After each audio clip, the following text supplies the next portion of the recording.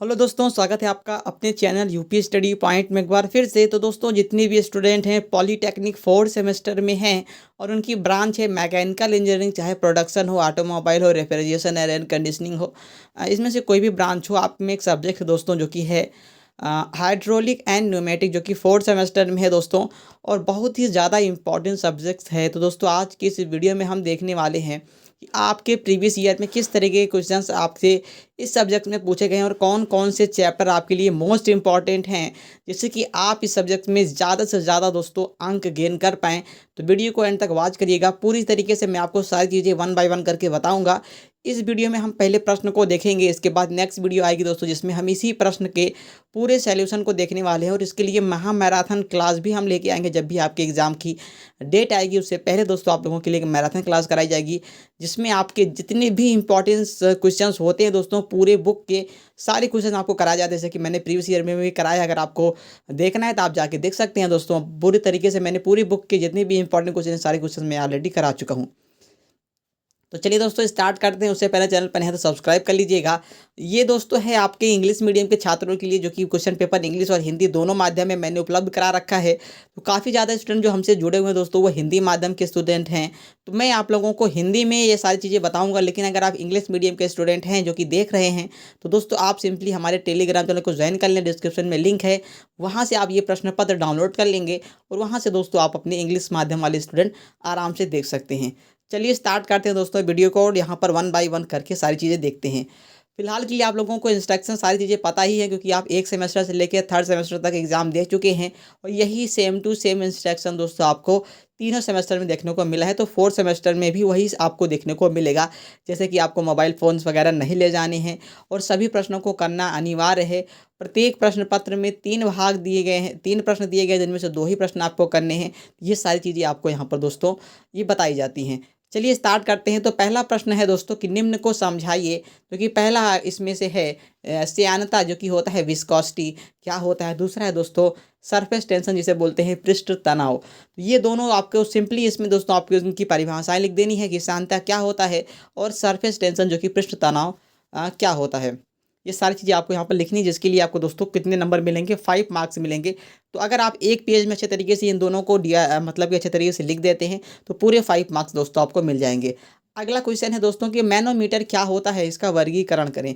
कितने प्रकार के मैनोमीटर होते हैं, सारी चीज़ें आपको यहाँ पर अच्छे तरीके से डिस्क्राइब करनी है। पहले आपको मैनोमीटर के बारे में लिखना है और फिर यहाँ पर उसके बारे में डिराइव कर देना है कि इनके कितने प्रकार के दोस्तों भाग होते हैं।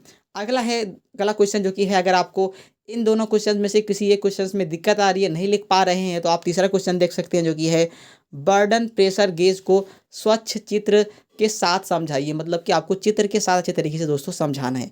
तो तीनों में से आपको 2 ही क्वेश्चंस करने हैं। जो भी क्वेश्चन आपको अच्छे तरीके से आ रहा है, जिसमें आप अच्छा अपनी नॉलेज को दे सकते हैं, अपनी नॉलेज के अनुसार आप अपना अच्छे तरीके से लिख सकते हैं, वो क्वेश्चन आप अटेंड करिए, और पूरे पूरे आपको 5 मार्क्स में से 4 या फिर 4.5 नंबर 100% दोस्तों इस सब्जेक्ट में देखने को मिलता है। अगले प्रश्न की ओर बढ़ते हैं दोस्तों, जो कि है प्रश्न नंबर 2, जिसमें पहला ऑप्शन है कि भैया लैमिनार फ्लो और टर्बुलेंट फ्लो के बीच में अंतर स्पष्ट कीजिए। बहुत ही ज़्यादा इंपॉर्टेंट है दोस्तों, कई बार प्रीवियस ईयर में आ चुका है। तो ये इस क्वेश्चंस को तो बिल्कुल से आप स्किप नहीं करिएगा। लैमिनार फ्लो और टर्बुलेंट फ्लो को अच्छे तरीके से दोस्तों पढ़ लीजिएगा। इनके बीच में डिफरेंस पूछता है, इनकी परिभाषाएँ पूछता है, इन पर टिप्पणी लिखने के लिए आता है। तो ये क्वेश्चन आप बिल्कुल स्किप मत करिएगा। नेक्स्ट क्वेश्चन है भैया सेक्शन 1.1 और सेक्शन 2.2 पर एक पाइप का व्यास क्रमशः 200 मिलीमीटर और 300 मिलीमीटर है। यदि सेक्शन 1.1 पर पानी का वेग 4 मीटर प्रति सेकंड हो तो निम्न की गणना कीजिए। पहला है पाइप से पानी के प्रवाह की दर, और दूसरा है सेक्शन 2.2 पर पानी का वेग।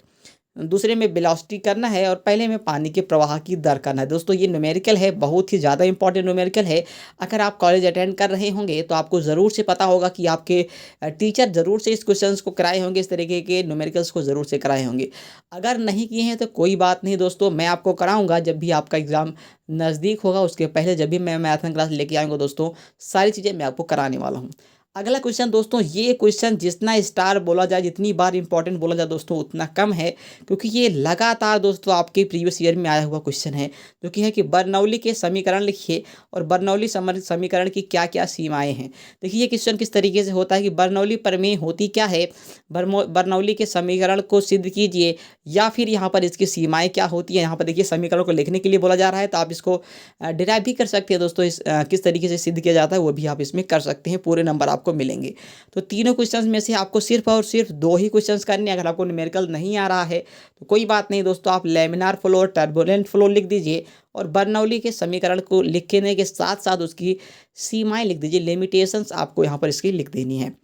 नेक्स्ट क्वेश्चन बढ़ते हैं दोस्तों अगले क्वेश्चन की तरफ, जो कि है प्रश्न नंबर 3, जिसमें रेनॉल्ड नंबर और पाइप घर्षण के प्रभाव का वर्णन कीजिए। पहला क्वेश्चन है दोस्तों, रेनॉल्ड नंबर बहुत बार आया हुआ क्वेश्चन है दोस्तों। इस चैप्टर का सबसे ज़्यादा जो पूछा गया क्वेश्चन है दोस्तों वो है रेनॉल्ड नंबर। तो भैया इसको तो बिल्कुल से आप इसकी मत करिएगा, ज़रूर से याद करके जाइएगा। और पाइप में घर्षण कितने प्रकार के होते हैं, सारे घर्षण आपको पढ़ के जाने हैं। नेक्स्ट क्वेश्चन है, निम्न को समझाइए, साइफन और सर्ज टैंक। साइफन क्या होता है, सर्ज टैंक दोस्तों ये भी आपका प्रीवियस ईयर में आया हुआ क्वेश्चन है। अगला है, पाइप फ्लो में होने वाली विभिन्न एनर्जी लॉसेस, कौन कौन सी एनर्जी लॉसेस होती हैं पाइप फ्लो में, ये आपको यहाँ पर बताना है। तो 3 क्वेश्चन आपको प्रश्न नंबर 3 में भी पूछे गए हैं, जिनमें से सिर्फ और सिर्फ दोस्तों आपको 2 ही क्वेश्चन अटेंड करने हैं। अगले क्वेश्चन की तरफ बढ़ते हैं दोस्तों, जो कि है प्रश्न नंबर 4, जिसमें पहला है, फ्रांसिस टरबाइन की बनावट और कार्य प्रणाली को सचित्र रेखा चित्र की सहायता से समझाइए। दोस्तों फ्रांसिस टरबाइन का चित्र के सहित आपको यहाँ पर इसकी कार्य प्रणाली को बताना है। अगला है दोस्तों नेक्स्ट क्वेश्चन, एकल कार्यकारी रेसिप्रोकेटिंग पंप की बनावट और कार्य प्रणाली को स्वच्छ रेखा चित्र के साथ से समझाइए।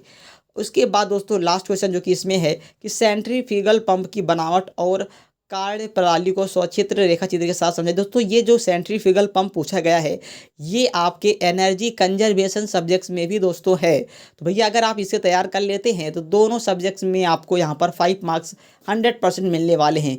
एक होता है सेंट्रीफ्यूगल पंप, एक दूसरा होता है दोस्तों रेसिप्रोकेटिंग पंप। दोनों पंप को अच्छे तरीके से समझा, मतलब कि आपको इसकी बनावट समझ लेना है, इसमें क्या क्या चीज़ें लगी होती हैं, किस तरीके से ये कार्य करता है, जैसे कि वर्किंग इसका क्या है, वर्किंग प्रिंसिपल क्या है, किस प्रिंसिपल पर ये कार्य करता है, ये सारी चीज़ें आपको समझ लेनी है दोस्तों। आपके 10 मार्क्स 100% कंप्लीट हो जाएंगे, वो भी 2 सब्जेक्ट्स में आपके होंगे, एक आपका एनर्जी कंजर्वेशन में और दूसरा आपका इस सब्जेक्ट में दोस्तों। अगले क्वेश्चन की तरफ बढ़ते हैं, जो कि है प्रश्न नंबर 5, जिसमें पहला क्वेश्चन है कि हाइड्रोलिक सिस्टम के मूलभूत अवयवों की सूची बनाइए और हाइड्रोलिक सर्किट में प्रत्येक अवयव के कार्य का उल्लेख कीजिए। दूसरा क्वेश्चन इसमें है, न्यूमेटिक सिस्टम के एएस सिलेंडर पर टिप्पणी लिखिए।